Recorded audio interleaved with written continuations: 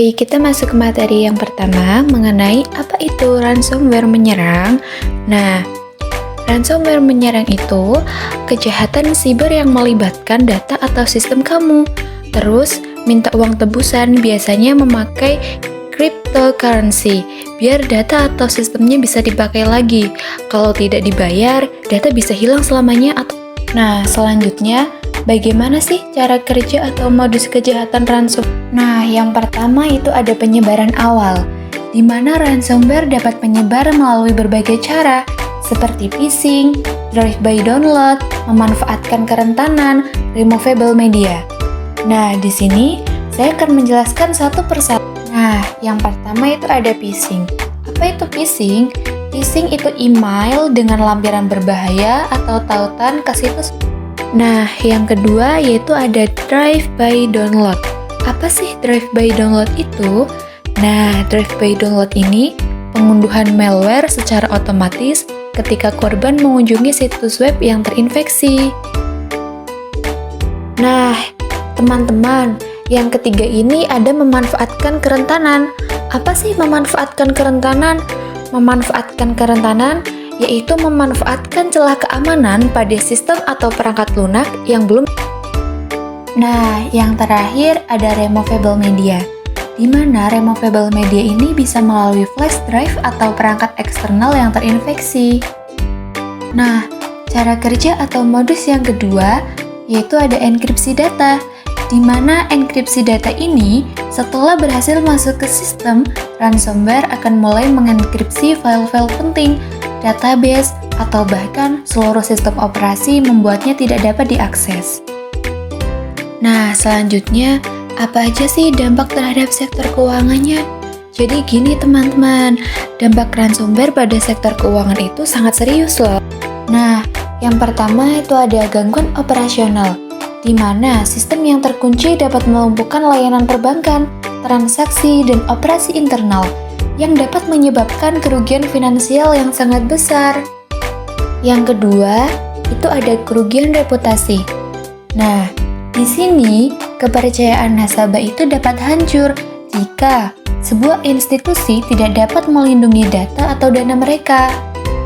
Nah, selanjutnya, yang ketiga ini ada kerugian finansial langsung, di mana kerugian finansial langsung ini bisa meliputi biaya tebusan jika membayar, biaya pemulihan sistem, biaya forensik, dan denda regulasi.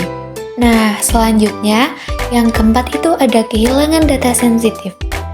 Data nasabah, informasi akun, dan data keuangan lainnya dapat hilang atau bocor loh teman-teman, bahkan bisa berpotensi disalahgunakan oleh pihak yang tidak bertanggung jawab. Nah, selanjutnya, yang kelima itu ada ancaman sistemik. Ancaman ini bisa terjadi jika serangan ransomware melumpuhkan bank besar. Dampaknya bisa menyebar ke seluruh sistem keuangan. Nah, teman-teman, selanjutnya, apa saja solusi dan langkah pencegahan yang bisa kita lakukan? Perlu diketahui ya teman-teman, untuk menghadapi ancaman ransomware, lembaga keuangan itu perlu menerapkan strategi perlindungan yang baik. Nah, yang kedua, pastikan semua sistem operasi, aplikasi, dan perangkat lunak keamanan selalu diperbarui dengan patch terbaru untuk menutup celah keamanan. Nah, yang ketiga, edukasi karyawan tentang bahaya phishing, cara mengenali email atau link mencurigakan, dan pentingnya praktek keamanan siber yang baik. Nah, selanjutnya, yang keempat yaitu tingkatkan lanjut tentang keamanan dengan mengimplementasikan solusi keamanan endpoint, deteksi intrusi, dan firewall yang kuat. Nah, selanjutnya, yang kelima yaitu ada melakukan pemecahan jaringan menjadi segmen-segmen kecil agar dapat membatasi pergerakan ransomware jika salah satu segmennya terinfeksi. Nah, yang keenam, batasi hak akses penggunaan hanya pada sumber daya yang benar-benar mereka perlukan untuk menjalankannya. Nah, selanjutnya, yang ketujuh, siapkan rancangan tanggap kejadian yang jelas dan teruji untuk menghadapi serangan ransomware, termasuk langkah-langkah pemulihan dan komunikasi. Nah, yang terakhir nih teman-teman, yang kedelapan, yaitu mempertimbangkan untuk mendapatkan asuransi siber yang dapat membantu menutupi kerugian finansial akibat serangan. Nah, ini dia teman-teman, ada contoh kasus nyata. Nah, jadi pada tahun 2017 terjadi serangan WannaCry, meskipun tidak secara signifikan menargetkan institusi keuangan secara eksklusif. Nah, serangan ini mempengaruhi banyak organisasi di seluruh dunia, termasuk beberapa lembaga keuangan, dengan mengunci sistem mereka dan menutup tebusan. Nah, ini teman-teman, ada satu kasus baru lagi, yang baru banget terjadi loh. Itu, terjadinya serangan terhadap suatu bank atau perusahaan jasa keuangan yang tidak dipublikasikan secara luasnya karena ada alasan reputasi. Namun, laporan dari perusahaan keamanan siber seringkali menunjukkan adanya upaya serangan ransomware yang berhasil atau hampir berhasil pada sektor tersebut, di mana data transaksi, data pelanggan, atau sistem internalnya yang menjadi target. Jadi teman-teman, ancaman ransomware itu akan terus berevolusi dan menjadi lebih canggih. Bagi institusi keuangan, pengamanan bukan lagi pilihan, melainkan keharusan ya. Keamanan pada cyber itu sebuah tanggung jawab bersama, mulai dari pimpinan puncak hingga setiap karyawan. Kesadaran dan praktik keamanan yang baik itu sebuah kunci untuk membangun benteng pertahanan yang kokoh untuk melawan teror di era digital ini. Termasuk investasi dalam teknologi, proses, dan sumber daya manusia di bidang keamanan. Cyber itu investasi masa depan yang tidak dapat ditawarkan. Nah, berikut materi dari kami. Pesan dari kami sekelompok adalah, mari kita bersama-sama membangun ekosistem keuangan digital yang aman dan terpercaya ya. Nah, itu dia gengs.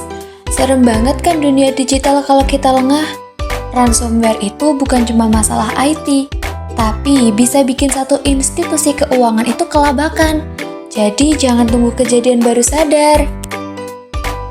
Oke bestie cyber sekalian, jadi intinya, kalau ada email aneh, link gak jelas, atau file dari pangeran Nigeria yang ngajak bisnis bareng, jangan dibuka. Bisa-bisa nanti sistemmu kekunci, dompetmu kekuras, dan hidupmu jadi kayak drama Korea. Ingat, ransomware itu bukan nama band indie, tapi ancaman nyata. Jadi, backup data, update sistem, dan jangan pelit sama antivirus ya. Gitu aja sih. Semoga habis ini lo jadi lebih siap melawan serangan digital.